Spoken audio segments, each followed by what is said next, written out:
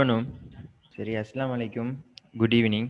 இந்த நிகழ்வு வந்துட்டு அல்லஷக் தேசிய பாடசாலையினுடைய அஷ்ரகியன் செஸ் கிளப் என்னுடைய சீனியர்ஸ் பிளேயர்ஸ் மற்றும் ஹலீம் சார், அடுத்த பிரின்சிபல் போன்றவர்களால் மேற்பார்வையில் ஏற்பாடு செய்யப்பட்ட ஒரு நிகழ்வு. இந்த நிகழ்வோட நோக்கம் என்னன்னு சொன்னால், எல்லாரும் வந்துட்டு செஸ்ஸை வந்துட்டு பழகணும். அது மூலமாக ஊருக்கும், அடுத்தது வெளியூர்லேருந்து வரவங்க அவங்களோட பாடசாலைக்கும் ஒரு நல்ல ஒரு நிலைக்கு வரணும். இந்த செஸ் மூலமாக நல்ல ஒரு ஈடுபாடோட வரணுங்கிறதான் இதோட நோக்கம்.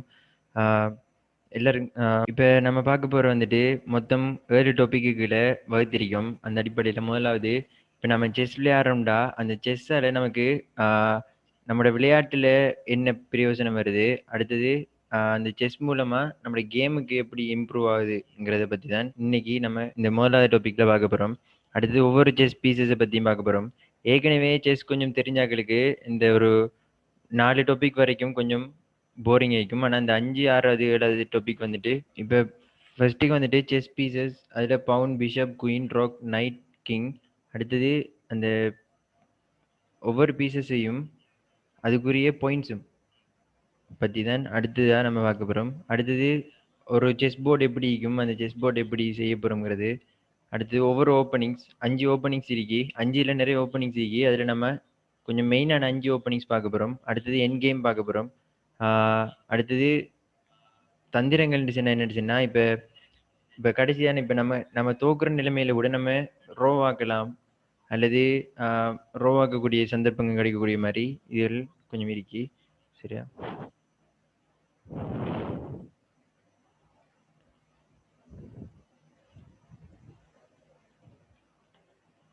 இப்போ செஸ் மூலமாக நமக்கு என்ன பயன் கிடைக்குதுன்னு பார்ப்போம். சிக்கல்களை தீர்க்கும் நுட்பங்கள் மேம்படுத்தப்படும். அடுத்தது தர்க்கம் மற்றும் பகுத்தறிவு திறன் மேம்படுத்தப்படும். அடுத்து பொறுமை மற்றும் விடாமுயற்சி. இப்போ பொறுமை வந்துட்டு எப்படின்னு சொன்னால், இப்போ ஒரு செஸ் கேம் வந்துட்டு 2 மணித்தேலம் அல்லது 3 மணித்தேலம் டைம் கண்ட்ரோல் இருக்கும். அப்போ அந்த 2 மணித்தேலம் 3 மணித்தேலையும் நம்ம சரியாக பயன்படுத்தி செஞ்சோம்னா தான் அந்த கேமை நம்மளால் ஒழுங்காக விளையாட இயலும். அடுத்து ஒரு எக்ஸ்பீரியன்ஸ் கிடைக்கும். அடுத்து கொஞ்சம் நல்ல ஒரு கேமை கொண்டு போகலாம்.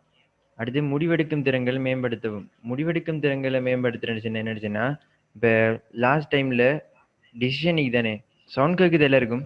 இப்போ முடிவெடுக்கும் திறன்களை மேம்படுத்துறேன்னு என்ன செய்யணும்னா, சரியான டிசிஷன் ஒன்று எடுக்கிறதுக்கான நமக்கு அது வந்துட்டு இப்போ கடைசி டைமில் இப்போ நம்ம நைட்டு இழுக்கிறியா அல்லது நைட்டுக்கு பதிலாக வேற ஒன்று இழுக்கிறியா, இப்படி இப்போ எதிர் டீம்கிட்ட இப்போ இருக்கிற காயை பொறுத்து நம்ம எதை இழுக்கணும், அதுக்கு ஏற்ற மாதிரி அவர்கிட்ட எதை எடுக்கணும். இப்போ அதெல்லாம் பின்னுக்கு கேம்ஸில் வரும். இப்போ அதெல்லாம் பார்க்கலாம். சரியா? இது வெறும் பேசிக் மட்டும்தான். இப்போ அடுத்தது செஸ் பீசஸ். இங்கே பார்த்தீங்கன்னா விளங்கும் பவுன், bishop, queen, rock, night, king. இப்போ பவுன் வந்துட்டு எத்தனை இருக்கும்?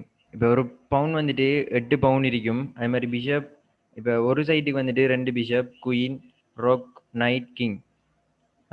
இப்போ இந்த அடிப்படையில் நம்ம சரி, இப்போ நம்ம ஒவ்வொரு பீசஸாக பார்க்க போகிறோம். சரியா? இப்போ பவுன் பார்க்க போகிறோம். இப்போ ஒரு பவுனை பற்றி நம்ம பார்ப்போம். ஒரு பவுன் வந்துட்டு எப்படி இருந்துச்சுன்னா முன்னோக்கி மட்டும்தான் போகும், எக்காரணத்துக்கு கொண்டு அது பின்னால் வராது.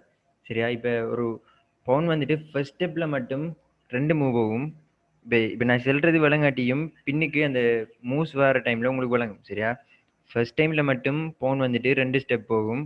அதுக்கு பிறகு ஃபுல்லாக ஒரு ஸ்டெப் தான் போகும். அந்த நைதானே இந்த இடத்துல பவுன் இருந்துச்சுன்னா ஃபர்ஸ்ட் டைமில் மட்டும் 2 ஸ்டெப் போகும். அதுக்கு பிறகு இல்லாட்டி ஒரு ஸ்டெப்பும் போகலாம். சரியா? அதுக்கு பிறகு ஒன்று தான் போகும். சரியா? அதுதான் இங்கே போட்டிக்கு. இதை கொஞ்சம் வாசிச்சிடுங்க விளங்காதாக்கள். இப்போ கடைசியான போட்டிக்குண்டா இந்த பவுன் வந்துட்டு கேப்சர் பண்ணும். அதாவது பவுன் வந்துட்டு எப்படி வெட்டும் அப்படின்னுச்சுன்னா க்ராஸ் பாரில் மட்டும்தான் வெட்டும். இப்போ வெட்டத்துக்கு ஈக்கிண்டா இங்கே ஒரு பீசஸ் ஈக்கிண்டுச்சுன்னா இங்கிருந்து இப்படி க்ராஸாக வெட்டும். இல்லைங்களா? க்ராஸில் தான் வெட்டும்.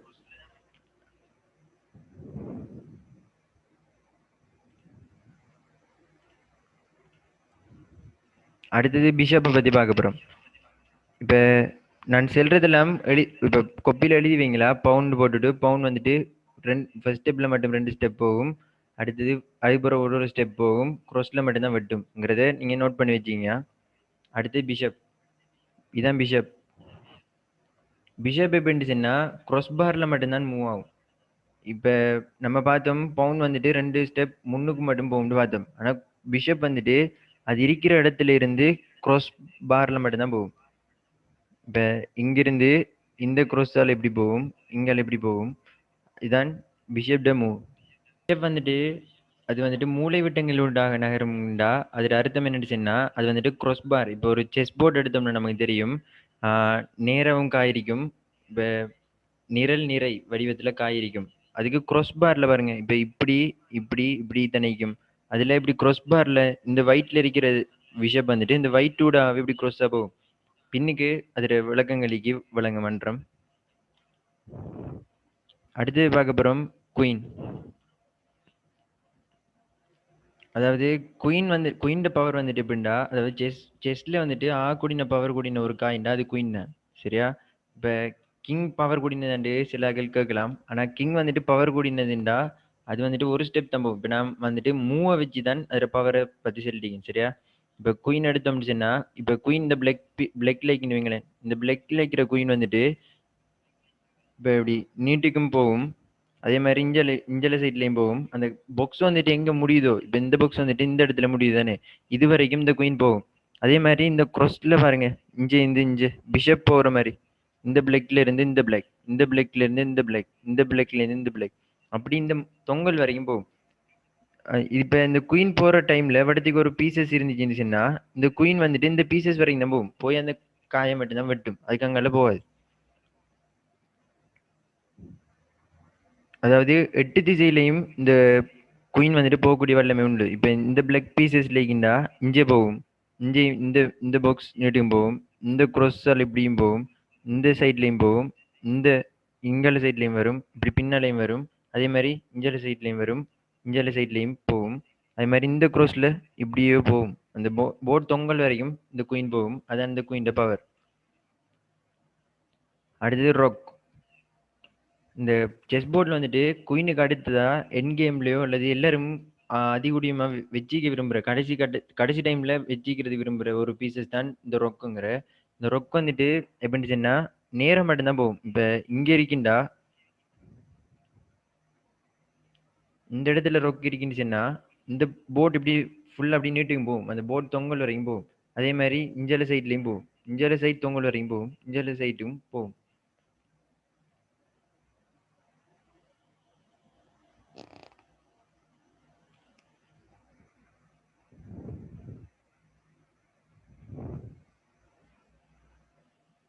அடுத்து நம்ம பார்க்க போறது நைட்டை பத்தி. சரியா? நைட் வந்துட்டு செஸ்ல இருக்கிறதுலே கஷ்டமான பீசஸ் சொல்ற நைட்டு தான். ஏன்னு சொன்னா அதுல மூவ் வந்துட்டு அவ்வளவு ஈஸியா இருக்கும் விளங்குறால. அதனால தான் சொல்றேன். இப்ப நான் விளங்கப்படுத்துற டைம் இப்ப நைட்டு போட்டுட்டு இப்ப நைட் உங்களுக்கு விளங்கலன்னு சொன்னா நீங்க அதை நோட் பண்ணி வச்சீங்க. இப்ப பவுன் விளங்க 2 ஒரு ஆள் சொல்லிங்க. இப்ப நீங்க நோட் பண்ணி வச்சிருங்க. லாஸ்ட்டா கொஞ்சம் டைம் தருவேன். அந்த டைம்ல நீங்க கேட்டீங்கன்னா சரி நான் அந்த டைம் விளங்கப்படுத்துவேன். சரியா? இப்ப நைட் சில நேரம் நான் விளங்கப்படுத்துற உங்களுக்கு விளங்கலான்ட்டியும் நீங்க இப்ப கூகுள்ல யூடியூப்ல வீடியோஸ் அது மூலமா பார்த்து விளங்கி எடுத்துக்கலாம். சரியா? நைட் மட்டுமே மற்ற துண்டுகளின் மீது குதிக்க முடியும். அதாவது நைட் வந்துட்டு எப்படின்னு சொன்னா நைட்டுக்கு முன்னுக்கு ஒரு பீசஸ் இருந்தாலும் நைட் வந்துட்டு அதையும் தாண்டி அதுக்கு மேலால பாயக்கூடிய வல்லமை உள்ளதுதான் இந்த நைட். சரியா? அது வந்துட்டு எல் வடிவத்துல போகும். எல் வடிவத்துல போகும். அது விளங்காது சம்டைம்ஸ். நான் விளங்கப்படுத்துறேன். ஸ்கிரீன்ல இருக்கிறோன்னா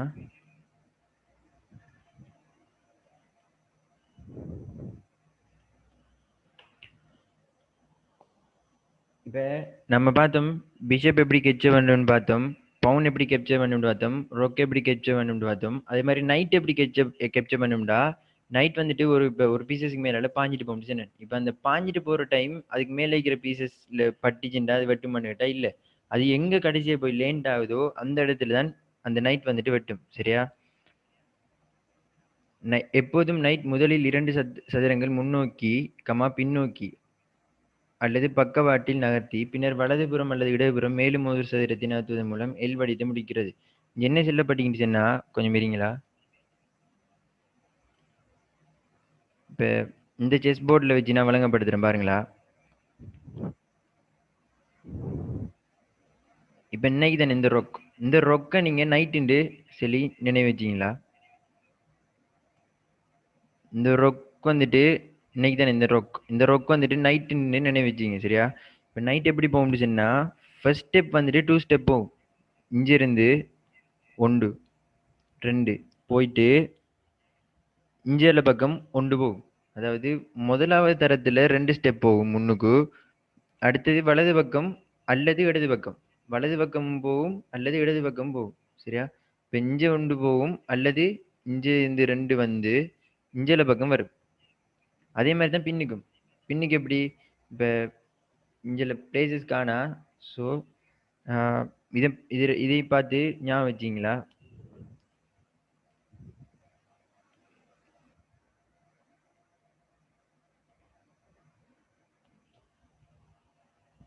கிங்க வந்துட்டு எப்படி இருந்துச்சுன்னா 8 திசையிலே நகரக்கூடியதுதான் கிங்கும். ஆனா குயினும் அதே மாதிரி தான் நகரும். ஆனா குயின் வந்துட்டு எப்படி இருந்துச்சுன்னா அந்த போட்டுற தொங்கல் வரைக்கும் போகக்கூடிய சக்தி வாய்ந்தது குயின். ஆனா கிங் இன்னைக்கு இதான் கிங் பாருங்க. கிங் வந்துட்டு எப்படி இருந்துச்சுன்னா அந்த போற 8 திசையிலையும் ஒரு பாக்ஸ் மட்டும்தான் போகும். அதாவது ஒரு கட்டம் மட்டும்தான். முன்னுக்கு ஒரு கட்டம் அல்லது வலது பக்கம் ஒரு கட்டம் அல்லது இடது பக்கம் ஒரு கட்டம் அல்லது கீழுக்கு ஒரு கட்டம். அப்படி ஒரு கட்டம் மட்டும்தான் போகும். ப்ரோஸ்லயோ எந்த சைட்லயோ ஒரு கட்டம் மட்டும்தான் கிங் போகும். ஆனா குயின் வந்துட்டு அந்த 8 திசையிலையும் போகும். ஆனா தொங்கல் வரைக்கும் போகும். கிங் வந்துட்டு அந்த ஒரு பாக்ஸ் மட்டும்தான் போகக்கூடியது. சரியா? இப்ப அடுத்து வந்துட்டு பார்க்க போறோம் எதுண்டா, இப்ப இப்ப நம்ம பார்த்துருந்தானே ஒவ்வொரு பீசஸ் பார்த்துருந்தானே, பவுன், பிஷப், குயின், ரொக், குயின், கிங்ண்டு. இப்ப அந்த பவுனுக்கு வந்துட்டு செஸ்ல வந்துட்டு என்ன பாயிண்ட்ஸ்ங்கிறத பத்தி தான் நம்ம இப்ப பார்க்க போறோம். கட்டாயம் பாயிண்ட்ஸை பத்தி தெரிஞ்சதான் இப்ப இந்த காயை இந்த காய்க்கு பதிலாக இழக்கலாமாங்கிறது. இப்ப பிஷப்பை கொண்டு போய் பவுன் ஒன்று வெட்ட கொடுத்தா, பிஷப்பை வெட்டிட்டு பவுன் ஒன்று எடுத்தா அது நட்டம் தானே. பிஷப்புக்கு வந்துட்டு எத்தனை பாயிண்ட்ஸ்? 3 பாயிண்ட்ஸ் பிஷப்புக்கு. பவுனுக்கு 1 பாயிண்ட்ஸ். இப்போ ரொக்குக்கு 5 பாயிண்ட்ஸ். குயினுக்கு தான் ஆகக்கூடிய பாயிண்ட்ஸ் 9 பாயிண்ட்ஸ். நைட்டுக்கு வந்துட்டு 3 பாயிண்ட்ஸ். சரியா? இது கொஞ்சம் இப்போ தேவையான ஆட்கள் வந்துட்டு ஸ்க்ரீன்ஷாட் எடுத்து வைங்க. சம்டைம்ஸ் இப்போ இந்த இந்த ஜூம் மீட்டிங்கில் இன்னைக்கு விளங்கப்படுத்தலாம் போனாலும் நீங்கள் வாட்ஸ்அப் மூலமாகவும் கண்டக்ட் பண்ணலாம். அடுத்த செஷனில் உங்களுக்கு விளங்கப்படுத்துவேன் நான். தேவையான ஆட்கள் ஸ்க்ரீன்ஷாட் எடுத்து வைங்களா? இப்போ அடுத்தது ஒரு செஸ் போர்ட் வந்துட்டு எப்படி இருக்கும்ங்கிறத பற்றி பார்ப்போம். இப்போ ஒரு செஸ் போர்ட்டை வந்துட்டு நல்லா பாருங்க. 8 கட்டம் கழிக்கும் தானே. 1 2 3 4 5 6 7 8 சதுர பாக்ஸுங்கிறதுல இஞ்சாலையும் வெட்டிக்கும். மொத்தம் 64 பீசஸ் ஈக்கும். சரியா? என்னன்னு பவுன் தான் இங்கே ஒயிட் பவுனும் இங்கே பிளாக் பவுன். சரியா? அடுத்தது ரொக். நம்ம பார்த்த மாதிரி ரொக் வந்துட்டு எங்க லைக்குன்னு பாருங்க. ஒவ்வொரு போர்ட்லையும் ரொக் வந்துட்டு எந்த திசையில் லைக்கும்னு பாருங்க. ஒவ்வொரு மூலையிலையும் இருக்கும். 4 மூலையிலையும் இங்கே பிளாக் ரொக் 2, ஒயிட் ரொக் 2. சரியா? அடுத்தது நைட். நைட்னு சொல்றதால என்ன நினைக்காதுங்க. அது KNIGHT நைட். சரியா? நைட் வந்துட்டு ரொக்குக்கு அடுத்தபடியா இருக்கும். ரொக்குக்கு அடுத்தது இருக்கும். ரொக்குக்கு அடுத்ததா அடுத்தது வந்துட்டு பிஷப். Rook king bishop. ரொக்குக்கு அடுத்ததா கிங், கிங் அடுத்ததா பிஷப். இப்ப பிஷப் வந்துட்டு கிங்குக்கு நைட்டுக்கு அடுத்ததா இருக்கும். சரியா? சாரி, நைட்டுக்கு அடுத்ததா பிஷப் இருக்கும். அடுத்தது குயின், அடுத்தது கிங். இப்ப இங்க நம்ம நோட் பண்ண வேண்டியது என்னச்சுன்னா குயின் எங்க இருக்கும், கிங் எங்க இருக்கும். இப்ப பிளாக் பீசஸ்ல ஆடுற குயின் வந்துட்டு பிளாக்ல இருக்கணும். ஒயிட் பீசஸ்ல ஆடுற குயின் வந்துட்டு ஒயிட்ல இருக்கணும். அப்ப இப்ப நம்ம பாக்குற டைம் இங்கல தான் ஒயிட் சைடு மாதிரி இருக்கு. இப்ப இங்க குயின் எங்க இருக்கு, ஒயிட்ல இருக்கு. அப்ப ஒயிட்ல ஆடுற குயின் வந்துட்டு ஒயிட்ல இருக்கும். பிளாக்ல ஆடுற குயின் வந்துட்டு பிளாக்ல இருக்கும். சரியா? குயினை வச்சு தான் யாரு என்ன பீசஸ்ல ஆடுறாங்கிறத பாக்குற. அடுத்தது இப்ப இருங்க. அடுத்து பேசிக்ஸ். இப்ப இந்த செஸ் போர்டு பாருங்க. Rock, knight, bishop, queen, king. அதே மாதிரி இங்கே பிஷப், நைட், ரொக். சரியா? இப்ப இந்த குயின் வந்துட்டு பிளாக் குயின் பிளாக்ல இருக்கு. சரியா? அதே மாதிரி ஒயிட் குயின் ஒயிட்ல இருக்கு. இங்கேயும் rook, knight, bishop, queen, king. ஃபர்ஸ்ட்டுக்கு ஒரு செஸ் போர்டு எடுத்தோடனே பவுன் எல்லாத்தையும் அடிக்கணும். அது பிறகு குயின் ஒயிட் குயினை ஒயிட்லையும் பிளாக் குயினை பிளாக்லையும் வைக்கணும். அடுத்தது கிங்கை குயினு பக்கத்தில் வச்சது. ஓகே. இப்போ கீழுக்கு பாருங்க. ABCDEFGH இந்த நம்பர் இது போட்டிக்கு இங்கிலீஷ் லெட்டர்ஸ் போட்டிக்கு ஏன் போட்டிக்கின்னு சொன்னா, இப்போ செஸ்ல வந்துட்டு இப்போ போதான் சொல்லித்தரையிலும் ஒரே நேரத்தில் எல்லாத்தையும் சொல்லித்தரையிலாம். இப்போ நம்ம ஒரு பீசஸை மூவ் பண்ணினாலும் இப்போ இந்த இந்த இந்த பவுனை வந்துட்டு நம்ம இடத்துக்கு மூவ் பண்ணினாலும் அது இந்த பாக்ஸுக்குன்னு சொல்லி ஒரு அடையாளமே. இப்போ இது பீண்டா அதே மாதிரி இங்கே நம்பர்ஸ் வரும் 1 2 3. ஒயிட் வந்துட்டு 1ல தொடங்கும். சரியா? ஒயிட் வந்துட்டு 1ல தொடங்கும். 8ல முடிகிறது டைம் பிளாக் கிடைக்கும். இப்போ நம்ம இந்த பீசஸ் இங்கே கொண்டு வச்சோம்னு சொன்னா இப்போ அதுக்கு அந்த கட்டத்துக்கு ஒரு பேர் ஒண்டிக்கும். இப்போ பியில் இருக்கு பி, 4ல இருக்குண்டா B4. இந்த பாக்ஸ்கிட்ட பேர் B4. அது இப்போ நீங்கள் ஞாபகம் வச்சுக்கிறதுல ஒவ்வொரு இதுலையும் வரும். சரியா? இப்போ நம்ம பார்க்க போகிறது வந்துட்டு ஓப்பனிங்ஸ். இப்ப இது வரைக்கும் நம்ம பார்த்தது வந்துட்டு பேசிக்ஸ் சரியா? இப்ப நம்ம பார்த்த இவ்வளோ பேசிக் பார்த்தோம் தானே? இந்த பேசிக்ஸ்ல யாருக்கும் டவுட் இருந்தா கேளுங்க சேட்ல. பேசிக்ஸ்ல டவுட் இருந்துச்சுன்னா கேளுங்க. ஏதாச்சும் பீசஸ் பத்தி விளங்கலாண்டி. ஓகே. அப்போ இப்போ ஓப்பனிங்ஸை வந்துட்டு பார்ப்போம். சரி, இப்போ நம்ம ஓப்பனிங்ஸை பார்க்க போறோம். இந்த ஓப்பனிங்ஸ்ல இருக்கிற இவ்வளோத்தையும் கொஞ்சம் ரீட் பண்ணிடுங்களா? நோட் புக் இருக்கிறாங்களோ எழுதிருங்க. ஒரு ஆள் பிஷப் விளங்கலன்னு சொல்லிக்கிங்க. இதுங்க பிஷப் பார்ப்போம். இதான் பிஷப். பிஷப்பை ஃபஸ்ட்டுக்கு பார்த்துக்குங்க. தேவையானாக்கள் ஸ்க்ரீன்ஷாட் எடுத்து வச்சிங்களா? பிஷப்பை பற்றி பார்க்கக்கூடாது. பிஷப் வந்துட்டு cross பார்ல மட்டும்தான் மூவ் ஆகும். சரி, இப்போ நான் உங்களுக்கு இந்த போர்டில் பிஷப்பை வழங்கப்படுத்துகிறேன். இப்போ இதானே பிஷப்லா?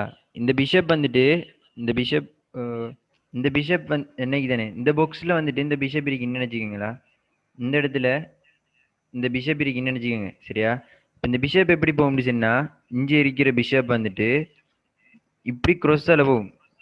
இங்கே உண்டு இங்கே இந்த பீசஸை வெட்டும் சரியா? அது போகிற வழியில் எந்த பீசஸ் இருக்கோ அதை வெட்டும். இந்த ப்ளூவில் இருந்தால் இந்த ப்ளூக்குள்ளே போய் இந்த பீசஸ் வரைக்கும் போகும். இந்தியிலேருந்து இந்த ப்ளூ வரைக்கும் போகும். இந்த ப்ளூ வரைக்கும் போகும் சரியா? இப்போ அடுத்தது இந்த ப்ளூ இவ்வளோதான் பிஷப் மூவ். மற்ற புக்ஸ் இல்லாமல் போகாது. இந்த நான் ரெட் கலர் அளவுக்கு இருக்கேன் தானே, இது மட்டும்தான் பிஷப் போகக்கூடிய. பவுனை பற்றி ஒரு கேட்டீங்க. பவுன் வந்துட்டு எப்படி மூவ் ஆகுச்சுன்னா, இதானே பவுன், இதான் பவுன் சரியா?